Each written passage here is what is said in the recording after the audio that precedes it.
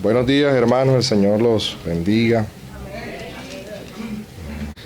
Hermanos, vamos a abrir nuestras Biblias en el libro de Daniel, capítulo 6. Vamos a leer del versículo 4 al 11.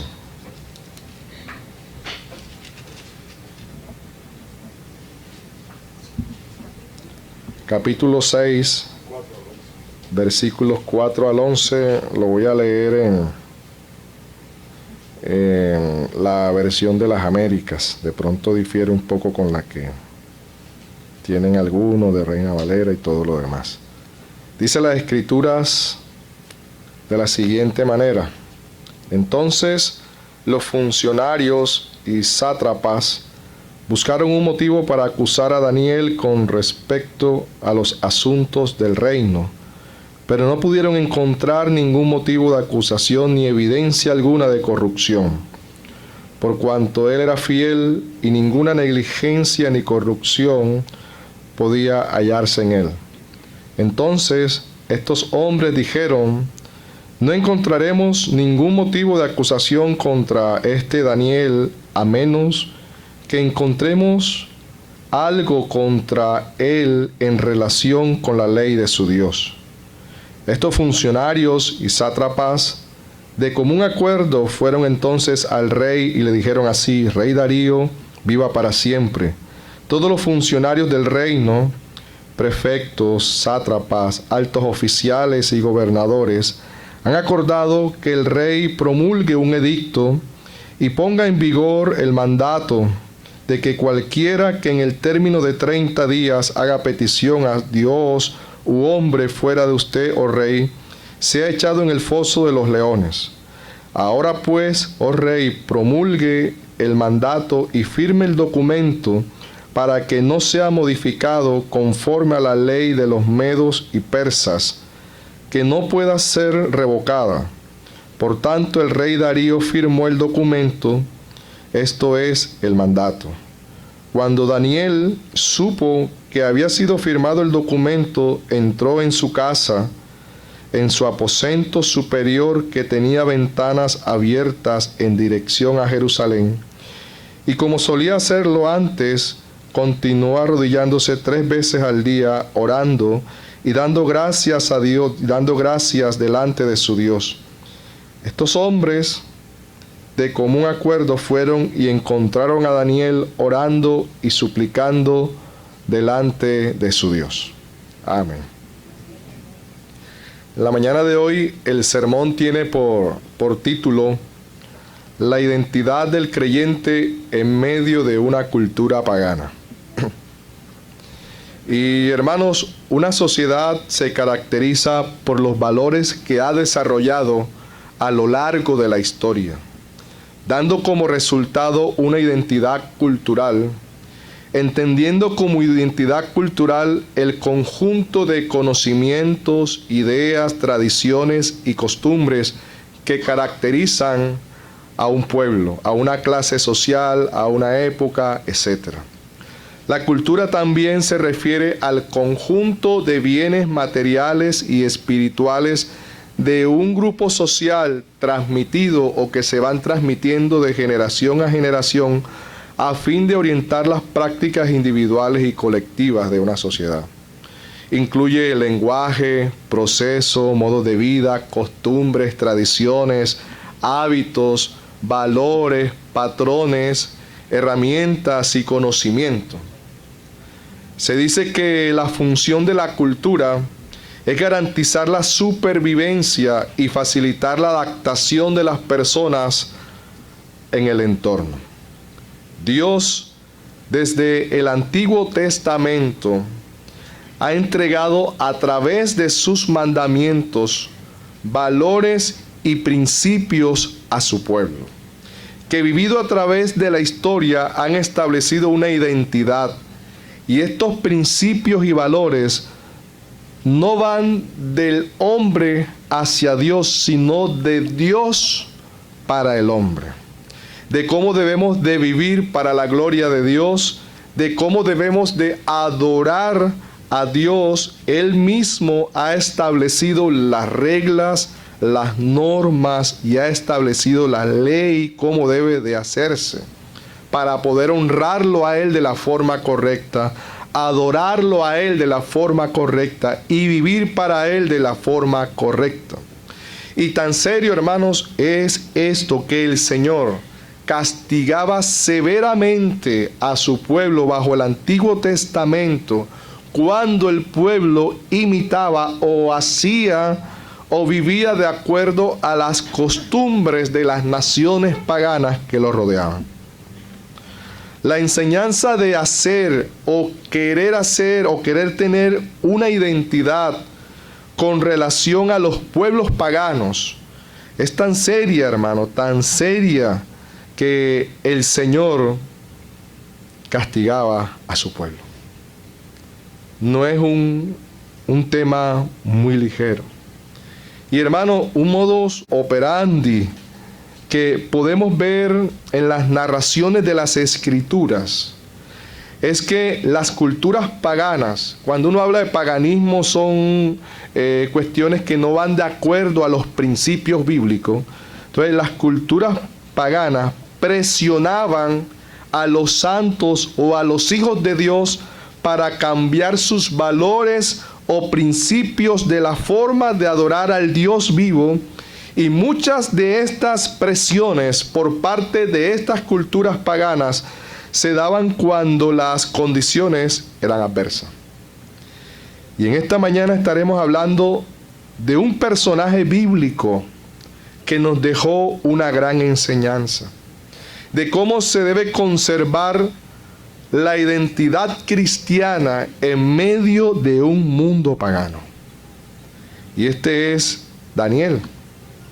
Daniel vivió su fe lejos de su nación, en medio de una cultura pagana como fue la babilónica o la caldea, y posteriormente los persas.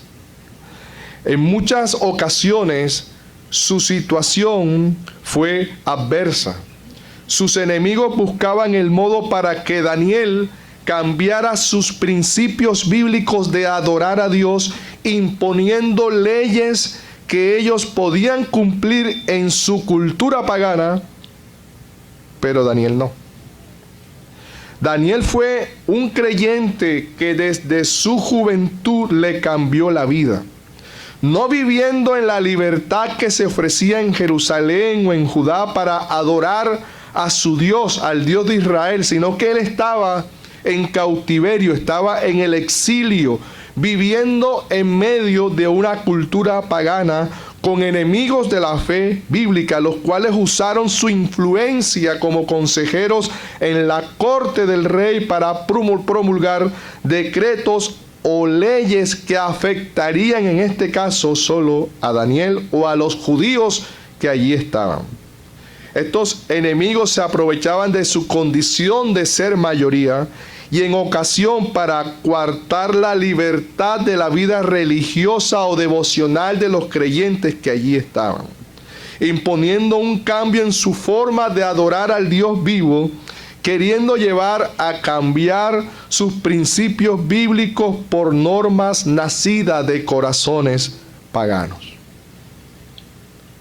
Y eso se vive hoy, hermanos. Miren, el capítulo 6 comienza con el rey Darío de Persia. Y dice que le pareció bien a este rey construir sobre el reino 120 sátrapas. Sátrapas eran funcionarios de la más alta jerarquía que gobernasen en ese reino. Algunos historiadores han comentado que el imperio en este momento estaba dividido en 120 provincias que recibían el mismo nombre de sátrapas, o en este caso satrapías, y 3 gobernadores, uno de los cuales era Daniel.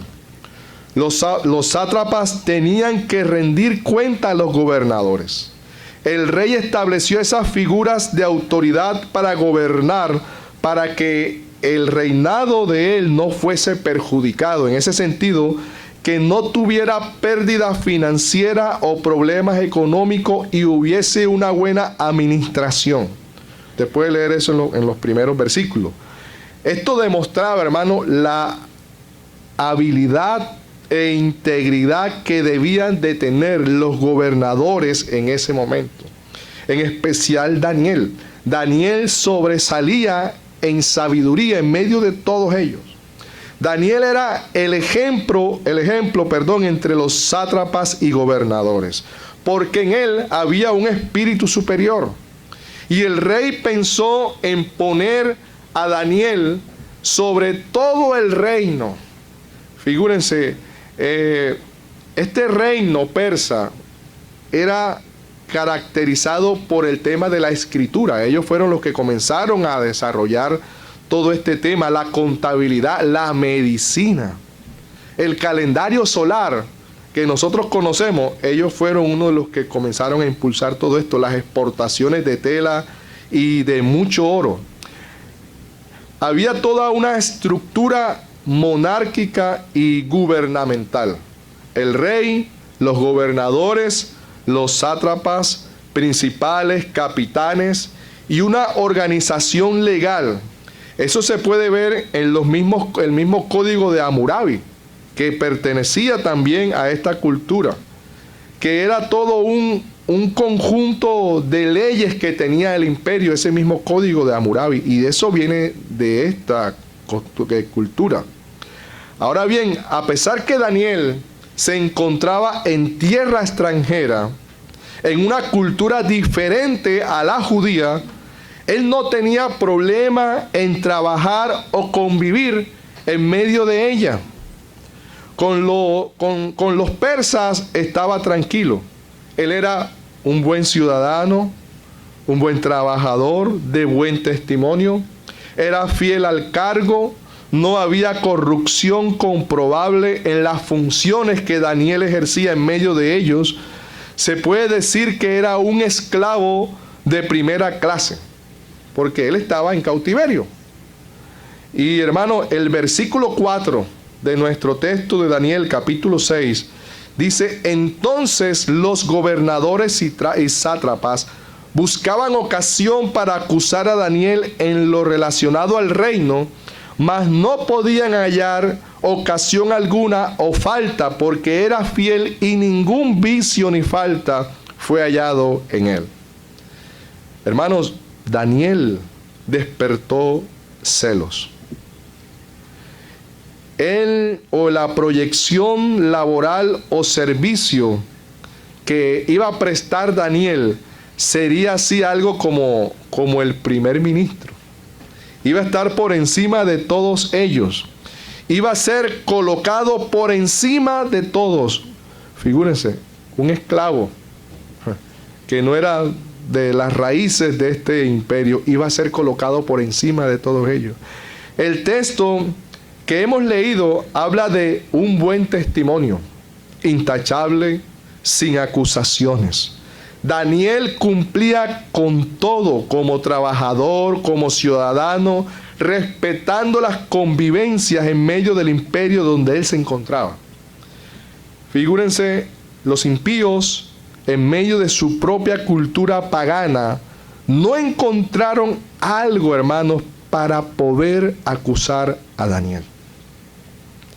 De seguro realizaron una auditoría a toda la vida de Daniel, en todas las esferas donde él se movió, y no encontraron nada. El texto deja ver explícitamente que Daniel no tenía falta alguna en medio de la cultura pagana donde se encontraba. De seguro había normas que no iban en contra de la moralidad que afectaran directamente a Daniel.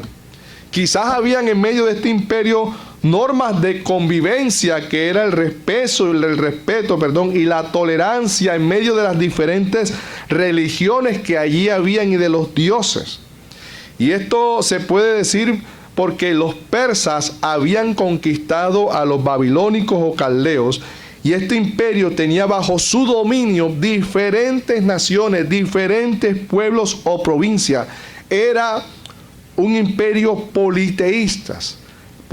Las personas podían adorar a sus dioses libremente, de acuerdo a sus costumbres, tenían libertad de culto, tenían libertad religiosa.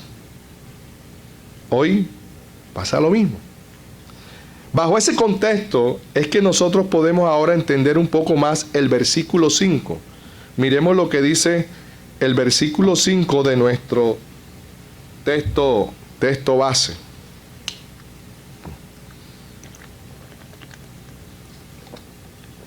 Entonces, aquellos hombres dijeron: no hallaremos contra este Daniel ocasión alguna para acusarle, si no la hallamos contra él en relación con la ley de su Dios. En el derecho jurídico, hermanos, los abogados buscan leyes en las cuales puedan encontrar una norma para salvar un caso o buscar una forma de defender a su cliente o acusar a su oponente. En el caso de Daniel pasa lo mismo. Los enemigos de Daniel eran hombres de leyes, hermano. El que tiene la ley tiene el poder, ¿no? Dicen por ahí. Hombres conocedores del imperio persa, de las leyes del imperio persa, y buscaron la forma de aplicar a Daniel alguna norma o ley que pudiera llevarlo a juicio o abrirle un proceso judicial. Pero, hermano, no encontraron nada.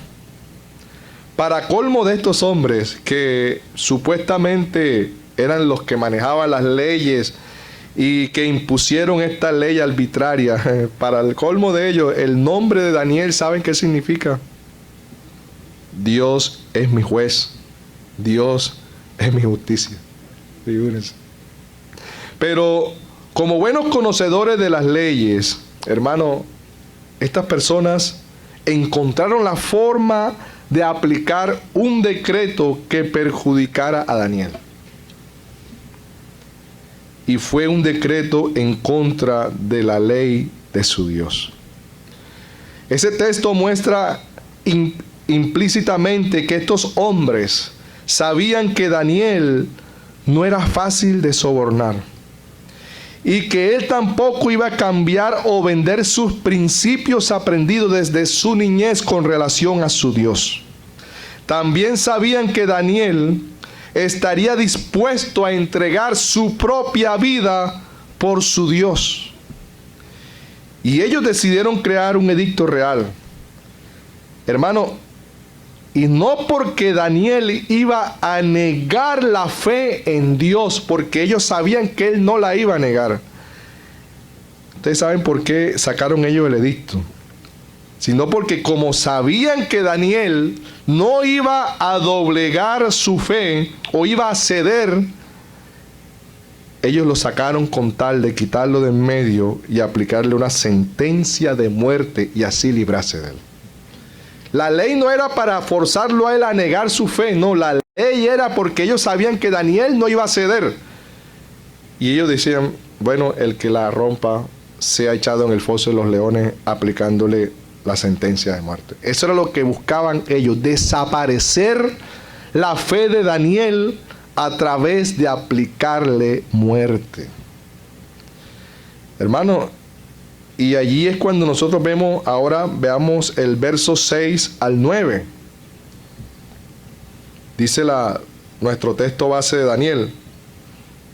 Entonces, estos gobernadores y sátrapas se juntaron delante del rey y le dijeron así: Rey Darío, para siempre vive. Todos los gobernadores del reino, magistrados, sátrapas, príncipes y capitanes, han acordado por consejo que promulgues un edicto real y lo confirmes, y que cualquiera que un espacio de 30 días demande petición cualquiera de Dios su hombre fuera de ti, oh rey, sea echado en el foso de los leones.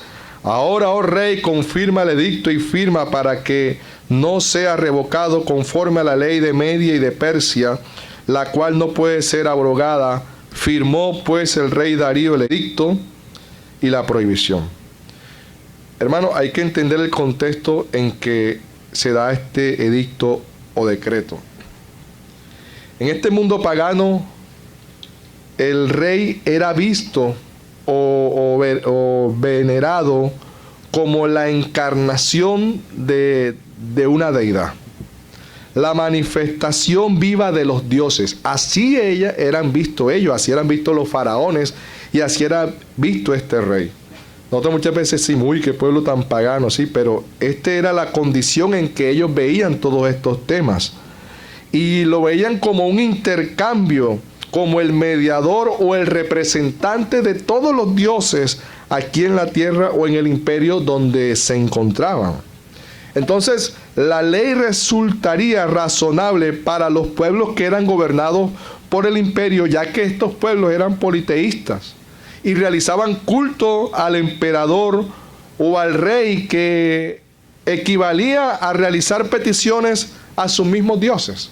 Para ellos no habría ningún problema en obedecer este decreto por espacio de 30 días. Todos los pueblos debían presentar sus cultos y peticiones al rey. Las naciones paganas podían hacerlo sin violentar sus conciencias, porque de esa manera ellos reconocían y servían al rey como hijo de sus dioses, sirviendo así a los mismos dioses que ellos tenían en sus naciones. Para ellos no tenían ningún problema esto. Por el contrario, los judíos no podían hacerlo. Ellos no podían tomar al rey Darío como una manifestación del Dios vivo. Los judíos sabían que eso equivalía o equivale a tener dioses ajenos. Y así el Señor lo mostró en uno de sus mandamientos: no tendrás dioses ajenos delante de mí, ni te harás imagen, ni ninguna semejanza de lo que esté arriba en el cielo, ni abajo en la tierra, ni en las aguas, ni debajo de la tierra, ni te inclinarás a ellos, ni las honrarás, porque yo soy Jehová tu Dios fuerte y celoso. Este era el mandamiento que tenía el pueblo y que tenían estos hombres de Dios. Esa era la ley de Dios que estaban queriendo violentar estos juristas enemigos de la ley. Hermano, y ellos investigaron en la ley de Dios. Ellos tuvieron que haber hecho un trabajo diligente de ver el medio, como uno dice, de buscarle la comba al palo, no sé si me entienden, de buscarle la caída a la ley para ver cómo se hace, y comenzaron a ver, a investigar y todo lo demás, y dijeron, aquí lo podemos coger. Ellos no van a hacer eso, porque Dios se los prohíbe. Y ellos inventaron esa ley, la cual iba en contra del santo mandamiento. Pero a pesar de todo, hermano, Daniel no cambió su cultura o forma de buscar a su Dios. Él no se dejó influenciar, no negoció sus principios, no dijo solamente, son 30 días. Los puedo soportar sin oración. O cambiaré la forma de adorar o de tener comunión con Dios. Voy a realizar unos cambios para adaptarme a la cultura donde estoy actualmente. Así no voy a tener problema y ser aceptado. ¿Será que eso pasa hoy en día, hermano? Pero ustedes saben qué hizo Daniel. No. Eso no lo hizo Daniel. ¿Cuál fue la reacción de Daniel frente a esto? ¿Cuál fue la reacción de Daniel frente a tal desafío? Les invito a leer ahí mismo nuestro texto base de Daniel, versículos 10 y 11. Daniel capítulo 6, versículos 10 y 11. Cuando Daniel supo que el edicto había sido firmado, entró en su casa y, abiertas las ventanas de su cámara que daban hacia Jerusalén, se arrodillaba 3 veces al día y oraba y daba gracias delante de Dios como lo solía hacer antes. Entonces se juntaron aquellos hombres y hallaron a Daniel orando y rogando en la presencia de su Dios. Cuando dice el texto bíblico como solía ser antes, no significa que Daniel lo dejó de hacer y cuando vino el decreto o el edicto es que él retomó nuevamente esa actividad. El texto lo que nos quiere decir es que Daniel no cambió su forma de buscar a Dios como regular y normalmente él venía haciéndolo. Y era costumbre de Daniel ponerse de rodillas 3 veces al día y ofrecer sus oraciones en la cámara superior de su casa con las ventanas abiertas hacia Jerusalén. Él siguió con su costumbre, incluso después de que el edicto se firmara. El orar 3 veces al día ya era una práctica entre los judíos. David lo dejó ver en el Salmo 55, 17. Tarde, mañana y mediodía me lamentaré y gemiré, y él oirá mi voz. Daniel tenía la misma costumbre, la misma disciplina, pero como él estaba en cautiverio y el templo había sido destruido, él miraba hacia Jerusalén. Daniel había sido instruido de esa forma para orar, de arrodillarse y de mirar hacia Jerusalén cuando fue dedicado el templo por parte de Salomón a Dios. Y Salomón hizo la siguiente oración, lo voy a leer para ustedes, apunte el pasaje de 1 de Reyes 8, 48, 49. Capítulo 8, verso 48, 49, 1 de Reyes dice: y si se convirtieren a ti de todo su corazón y de toda su alma en la tierra de sus enemigos que los hubiesen llevado cautivos y oraren a ti con rostro hacia su tierra que tú diste a sus padres y hacia la ciudad que tú elegiste y la casa que yo he edificado en tu nombre, tú oirás en los cielos, en el lugar de tu morada, su oración, su súplica, y les hará justicia. Eso es lo que Daniel está aplicando en este momento en el cautiverio. Y Salomón así lo describe: cuando ellos estén en cautiverio, si ellos oraran, si ellos miraran hacia acá, hacia este lugar, tú oirás su voz y harás justicia. Daniel siguió el principio, la enseñanza de orar de esa forma. Siguió orando como estaba establecido en las Escrituras, mirando a Jerusalén para ver hacia allá, en el sentido de que él lo pudo expresar de entrar a su aposento, abrir las ventanas y seguir mirando hacia esa ciudad donde fue edificado el templo, donde se manifestaba la presencia de Dios, donde Dios descendía. Y hermano, Daniel siguió conservando la forma de adorar al Dios vivo con las ventanas abiertas y de rodillas. Él no cambió su forma a pesar del edicto. Daniel ha podido orar encerrado en su casa, o sin abrir las ventanas, o abrir las ventanas y sin arrodillarse para disimular la oración. Pero para Daniel, tanto la norma como la forma constituyen el testimonio público de su fe. Aquí es importante tanto la norma como la forma y el corazón. Para Daniel no valía la frase hazlo como tú quieras.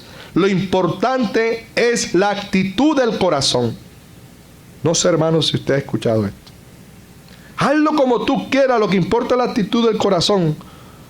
Muchos dicen, no importa la forma como lo hagas, lo importante es hablar de Cristo.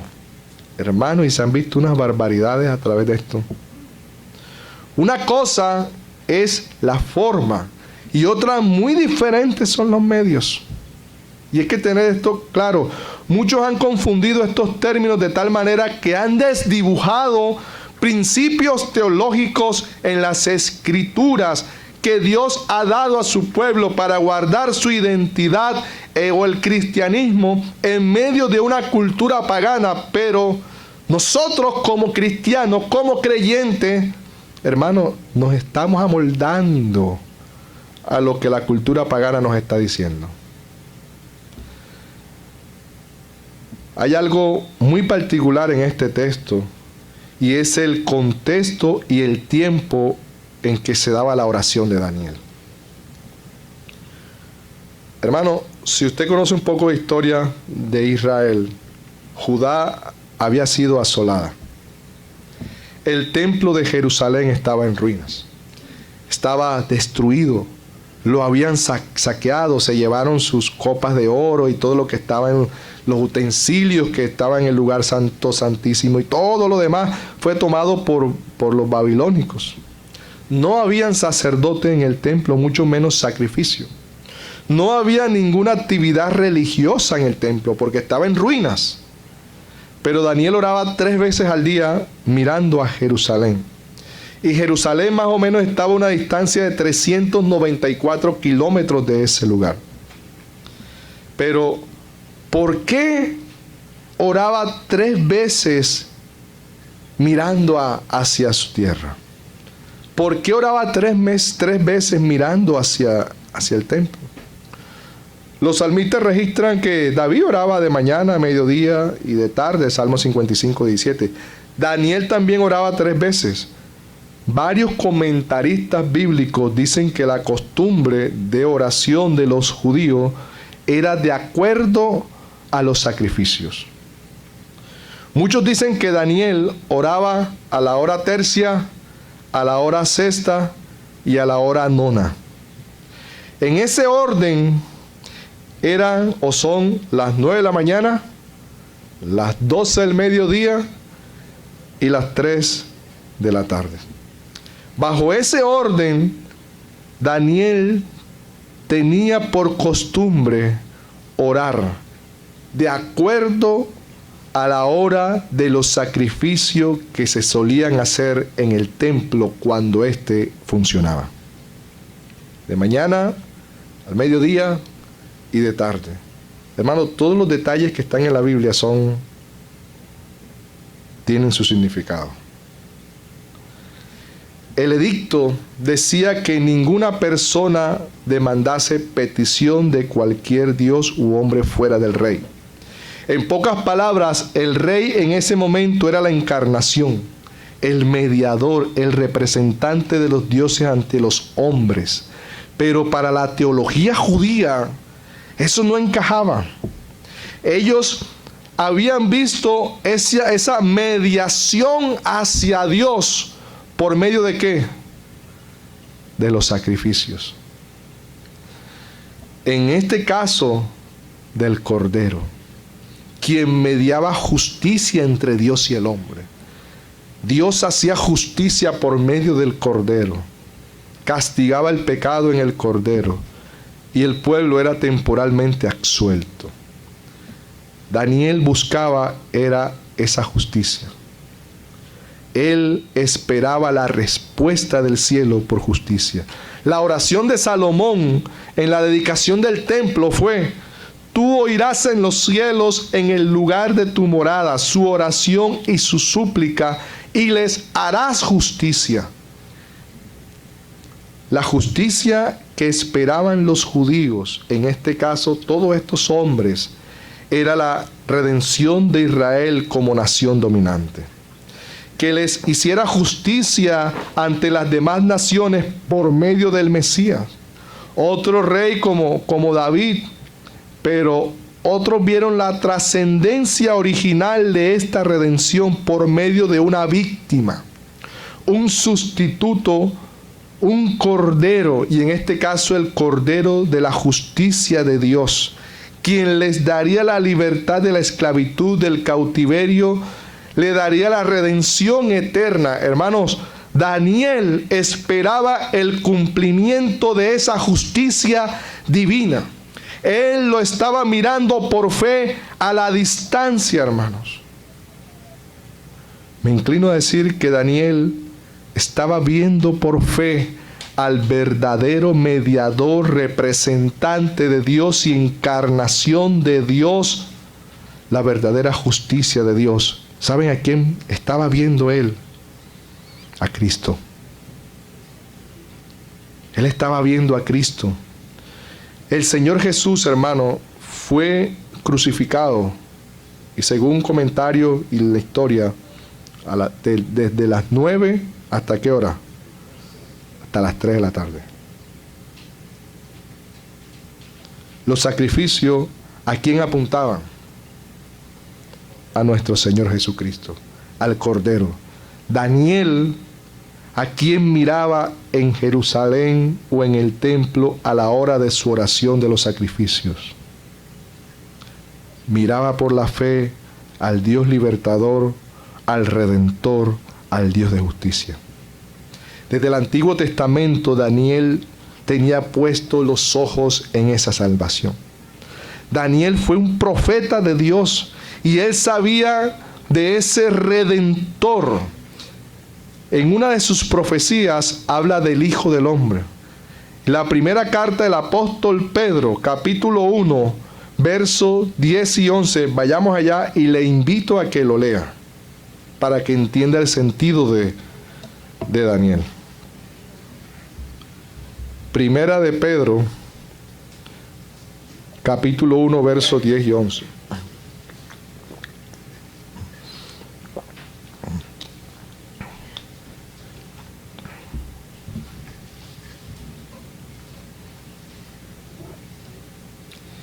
Dice las Escrituras: los profetas que profetizaron de la gracia destinada a vosotros, inquirieron y diligentemente indagaron acerca de esta salvación, escudriñando qué persona, el Cordero convertido en persona, y qué tiempo indicaba el Espíritu de Cristo que estaba en ello, el cual anunciaba de antemano los sufrimientos de Cristo y la gloria que vendría tras ellos. A esto les fue revelado no para sí mismos, sino para nosotros. Administraban las cosas que ahora os son anunciadas por los que os han predicado el Evangelio por el Espíritu Santo enviado del cielo, cosas en las cuales anhelan mirar los ángeles. Hermanos, y dentro de estos profetas que habla Pedro, ¿sabe quién estaba? Daniel. Daniel estaba mirando un Salvador. Daniel sabía que había una persona que venía a redimirlos, a rescatarlos, y no tan solamente a librarlos de una esclavitud física, sino de una esclavitud también espiritual. Él miraba a Cristo. Desde ese momento ya él miraba al Salvador. Y Hebreos capítulo 11 dice que por la fe alcanzaron buen testimonio los antiguos. Conforme a la fe murieron todos estos sin haber recibido lo prometido, sino mirándolo de lejos y creyéndolo y saludándolo y confesando que eran extranjeros y peregrinos sobre la tierra, hermanos. Porque ellos miraban la Jerusalén. ¿Pero cuál Jerusalén? La celestial. La celestial. Allí estaba Daniel mirando eso. Allí solo se puede entrar por medio de la justicia a través de Jesús. Todo un sistema teológico desde el Antiguo hasta el Nuevo Testamento bien definido, identificado. Daniel, en medio de lo que él vivía, él miraba a Cristo. Cualquier situación miraba a Cristo. Hermano, y toda nuestra vida tiene que mirar a Cristo. Independientemente de lo que estemos atravesando, mirar a Cristo. Muchas veces vemos a Daniel como si fuese la obra de Daniel queriendo hacer una oración simplemente para que Dios lo libre y seguir Daniel en su libertad. Hermano, esto es más trascendente. Esto es mirar a Jesús, mirar al Salvador, mirar al Libertador. Y él se mantuvo obedeciendo la ley de Dios en medio de donde se encontraba. Hermano, y Daniel fue echado en el foso de los leones. Y Dios lo libró. Y podemos ver algo, que el hacer la voluntad de Dios no nos va a librar de la prueba.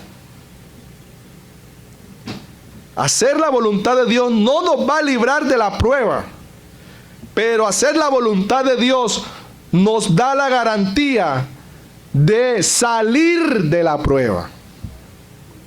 Daniel entró, fue echado en el foso.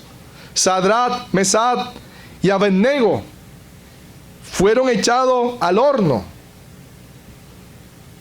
Hermano, y suena feo, pero el hacer la voluntad de Dios no nos va a garantizar que no entremos en la prueba, pero sí nos va a garantizar que saldremos de ella. Job entró, pero Job salió. Hermanos, y como creyentes debemos estar claros y definidos en nuestro sistema teológico para hacer una correcta defensa de la fe. Muchas veces escucha algunas personas cristianas que dicen: no defiendas tu sistema teológico, solo mira el texto, él habla por sí mismo. Hermano, y eso ha llevado a abandonar principios claros de teología en la iglesia, llevando a muchos a nuevas interpretaciones y perdiendo una identidad histórica que ha tenido el cristianismo por años. La historia habla de Cristo. ¿Qué día venía conversando del tema de Cristo y de la resurrección? Hablábamos que científicamente la resurrección no se puede comprobar. No hay cuerpo y por medio de la ciencia no se puede hacer. Pero eso no significa que la resurrección no se pueda comprobar. El mundo moderno, posmoderno, pide evidencia a través de la ciencia. Pero hermano, la resurrección de Cristo es comprobable a través del método histórico, método jurídico histórico, donde hay escritos, donde hay testimonios y muchas otras cosas. Porque si se niega, si a todo le quieren aplicar el método científico, entonces tienen que anular la historia del mundo. Porque la historia no se comprueba por medio de métodos científicos, sino por otro medio totalmente diferente. Y cuando en este mundo posmoderno le dicen a un creyente: demuéstrame la resurrección de Cristo por medio de la ciencia, hermano, nos quedamos calladitos porque no sabemos qué responder. Y nos están ganando. Y estamos llamados, hermano, a prepararnos teológicamente, bíblicamente, para hacer defensa de nuestra fe en medio de un mundo posmoderno. Estamos viviendo tiempos donde la cultura está en constante cambio. Las formas de hacer las cosas están cambiando, hermanos. Pero aunque todo cambie, no cambiemos la teología bíblica. No hagamos nueva teología por las circunstancias, hermano. La teología reacciona en contra del engaño, pero desde la verdad de la palabra de Dios. No acomodemos la teología de acuerdo a la cultura del momento. No adaptemos los principios teológicos bíblicos a los principios de la cultura pagana donde nos movemos. Mantengamos la identidad viva del cristianismo en medio del relativismo cultural que estamos viviendo, hermanos. Y no solamente acá, eso es a nivel mundial. Como ciudadanos, obedecemos las normas establecidas en cada comunidad y cultura donde nos encontramos. Aunque diferimos de costumbres con relación al no creyente, podemos vivir en medio de ellas sin ofender a Dios. ¿No lo estamos haciendo actualmente? Hay libertad de culto, podemos adorar a nuestro Dios sin problema, así como Daniel solía hacerlo sin problema en medio de una cultura pagana, así estamos nosotros actualmente, hermanos. Pero cuando los enemigos del cristianismo quieren regular la adoración a Dios por medio de las leyes impuestas, allí comienzan los problemas. Allí es cuando debemos mantener nuestras convicciones firmes sin ocultar nuestra identidad de hijo de Dios a la vista de los no creyentes como un testimonio vivo de nuestra fe en Cristo. Y así lo hizo Daniel. Ahí tenemos ejemplo.